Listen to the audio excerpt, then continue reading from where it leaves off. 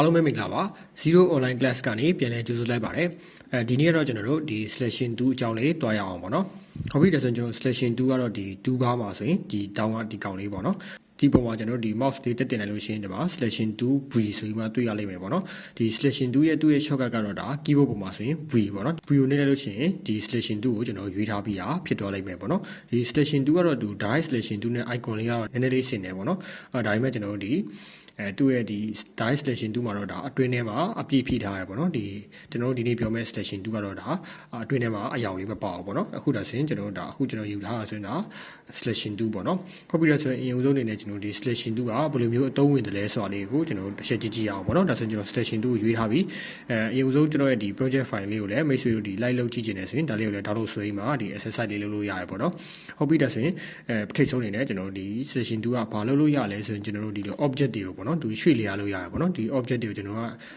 ထောက်ထားတယ် select ပေးထားတယ်ပေါ့နော်ဒါကိုကျွန်တော်ကကြိုက်လို့ရွှေ့လို့ရတယ်ပေါ့နော်ရွှေ့လို့ရတယ်ဟုတ်ပြီဒါတော့ဒါ selection 2ရဲ့သူ့ရဲ့လောက်ဆောင်ချက်တစ်ခုပေါ့နော်အဲ့မှာဆိုတစ်ခုရှိရဆိုရင်ဒီ selection 2ထဲမှာဒီကောင်ဆိုရင်အခုကျွန်တော်ဒီထောက်ထားတဲ့ object ဆိုရင်ဒီ stock ကို fill အရောင် color ဖြည့်ထားတယ်ပေါ့နော်ဒါပေမဲ့တပည့်ဘေးကပုံလေးတစ်ချက်ကြည့်ကြည့်အောင်ဒါတစ်ချက်နှိပ်လိုက်လို့ရှိရင်သူကဘာမရှိဘူးလဲဆိုရင်fill color မရှိဘူးပေါ့နော်သူက stock color လို့ရှိတယ်အဲ့ဆိုရင်ကျွန်တော်တို့ဒီလိုအတွင်းထဲမှာအရောင်မရှိဘူးဆိုတော့ဒီနားကနေတွားပြီးမှတော့ဒီလိုကင်ရွှေ့လို့တော့မရဘူးပေါ့နော်အဲ့ဒါလေးသိရမယ်သူကဘယ်လိုတော့ရွှေ့လို့ရမှာလဲဆိုရင်ဒီသူ့ရဲ့ stock ပေါ့နော်ဒီstock နေရာလေးကိုတော့ကင်ပြီးမှတော့ဒီလိုတော့ရွှေ့လို့ရတယ်ပေါ့နော်ဒီအတွင်းထဲမှာဒါအယောင်မရှိဘူးပေါ့နော်ဒါအနောက်ခံ background နဲ့အဖြူအောင်ဖြစ်နေလို့ပေါ့နော်ဒါဒီလိုတဆွဲရင်တော့ဒါရွှေ့လို့ရမှာမဟုတ်ဘူးပေါ့နော်ဒါတော့ဒါ selection 2ရဲ့လောက်ဆောင်ချက်လေးပြီးလို့ရှိရင်သူကဒီ object တစ်ခုတည်းတင်မဟုတ်ဘဲနဲ့ပေါ့နော်ဒီလို object တွေ3 4ခုကိုလည်းသူတစ်ခါတည်းရွှေ့ရလို့ရတယ်ဒါကိုကျွန်တော်ဒီ3ခုလုံးကိုကျွန်တော်ဒီလို mouse လေးကနေဒီလို selection ပေးလိုက်မယ်ပေးကျွန်တော်ဒါကြိုက်လို့ကျွန်တော်တို့ရွှေ့လို့ရတယ်ပေါ့နော်ဒါဒီ single object တွေမဟုတ်ဘဲနဲ့ဒီလို multi object တွေကိုလည်းရွှေ့ရလို့ရတယ်ပေါ့နော်ဒါ selection 2ရဲ့အသုံးဝင်ပုံတစ်ခုပေါ့နော်ဟုတ်ပြီဒါဆိုကျွန်တော်နောက်တစ်ခုထပ်တွားရအောင်ပေါ့နော်ဟုတ်ပြီနောက်တစ်ခုတော့ကျွန်တော်တို့ဒီလိုgroup ဖွဲ့ထားတဲ့ object တွေပေါ့နော်ဒါကောင်ဆိုရင်ဒါလေးကိုဒီ object တွေဒီ object 3ခုဆိုရင်ဒါပါလဲဆိုရင်ကျွန်တော် group ဖွဲ့ထားတယ် group ဖွဲ့ထားတဲ့အတွက်ကျွန်တော်တို့ကဘယ်ကောင်မဲတော်ရှိရွှေ့ပေါ့နော်ကျွန်တော်တို့ကဒီ object 3ခုလုံးကပါလာတယ်ပေါ့နော်ဒီအလဲကဒီ object လေးကိုကျွန်တော်တို့ကအပေါ်နည်းနည်းတိုးကျင်တယ်ပေါ့နော်ဒါမဲ့လည်းကျွန်တော်တို့က angle လည်းမလုပ်ရှင်းဘူးပေါ့နော်အဲ့လိုမျိုးအချိန်ဒီမှာဆိုရင်ဒီ selection 2ကနေတစ်ဆင့်အသုံးပြုလို့ရတဲ့ဟာလေးရှိရပေါ့နော်ဒါကျွန်တော်ဒီလို object ဒီ3ခုပေါ်မှာ click လေးနှစ်ချက်ကိုပေါ့နော်စက်တိုက်လေးခောက်လိုက်ဒါဆို click နဲ့ set ခေါက်လို့ရှိရင်ကျွန်တော်တို့ဒီစာမျက်နှာကြီးကဘလာလေးဖြစ်သွားပြီးမှာပေါ့နော်ဒီ object လေးရပဲတီးတန့်လေးလင်းနေလိမ့်မယ်ပေါ့နော်ဒါကိုကျွန်တော်တို့ကဘာလို့ခေါ်လဲဆိုရင်isolate လုပ်တယ်လို့ခေါ်တော့ပေါ့နော်အခုဒါလေးကိုကျွန်တော်ပုံမှန်တိုင်းပြန်ဖြစ်ရှင်နေဆိုရင်ဒီ button လေးပေါ့နော်ဒီ button လေးကိုတစ်ချက်လောက် click နှိပ်လိုက်ဒါဆိုရင်ပုံမှန်တိုင်းဖြစ်သွားပြီဒါကိုကျွန်တော်တို့က isolate လုပ်တယ်လို့ခေါ်တာပေါ့နော်click နဲ့ set ခေါက်ပြီးမှ isolate မလုပ်ရှိဘူးဆိုရင်ဒီ object လေးကိုတစ်ချက်ဆက်ပေးမယ်ပြီးရင် right နဲ့တစ်ချက်ထောက်လိုက်ထောက်ပြီးရင်ဒီမှာ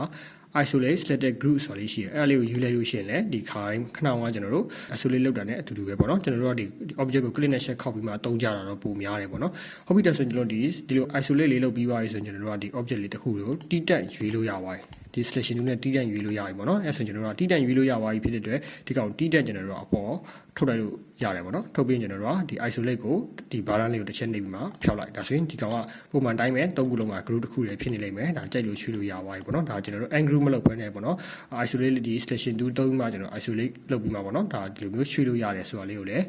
သိရမယ်ပေါ့နော်ဒါနောက်ပိုင်းကျလို့ရှိရင်ကျွန်တော်တို့ဒီလိုကျွန်တော်တို့ project လေးတွေ design တွေပါဆွဲတဲ့ခါကျရင်ဒါ loading လို့ကျွန်တော်တို့သုံးလို့ရတယ်ပေါ့နော်အသုံးဝင်လာလိမ့်မယ်ပေါ့နော်ဟုတ်ပြီလေဆိုကျွန်တော်နောက်ထပ်အသုံးဝင်တဲ့တစ်ချက်လေးကိုထပ်တွားရအောင်ပေါ့နော်နောက်တစ်ချက်ကတော့ဗာလဲဆိုရင်ကျွန်တော်တို့ duplicate လုပ်တာပေါ့နော် duplicate လုပ်တယ်ဆိုတော့ကျွန်တော်တို့ဗာလဲဆိုရင်ဒီ object တွေကိုကျွန်တော်ပွားတာပေါ့နော်ပွားတာဒီ object တွေကိုပုံစံတူပွားတာပေါ့နော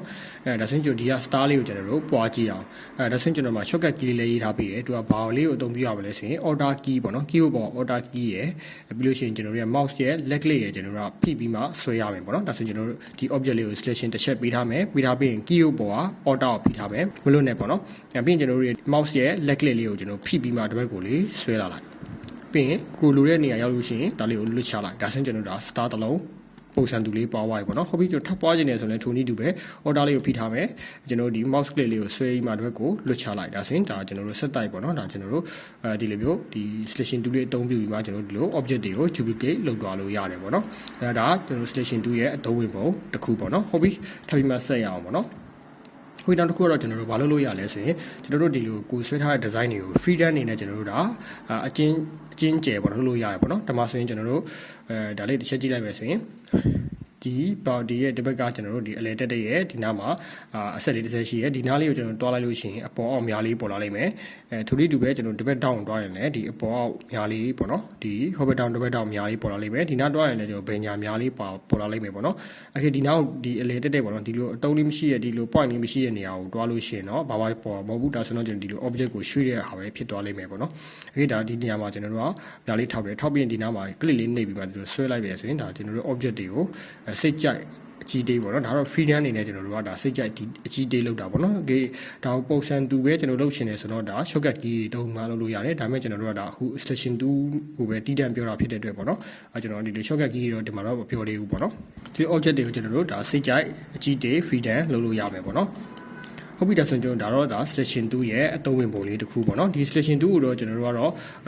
အလိုရင်လိုသလိုပေါ့နော်အမြဲတမ်းဒါကိုတော့တုံသွားရမယ်ပေါ့နော်ဒီကျွန်တော်တို့ဒီ design ဆွဲတဲ့ခါမှာဒါကိုမဖြစ်မနေကိုကျွန်တော်တို့တုံသွားရမယ်ဒီတူးလေးတစ်ခုပေါ့နော်ဟုတ်ကဲ့ဒါတော့ကျွန်တော်ဒီ selection 2အကြောင်းလေးကိုတော့နားလည်မယ်လို့ပြောလင်းပါတယ်ဒါလေးကိုစမ်းကြည့်ကြပါဦးကျေးဇူးတင်ပါတယ်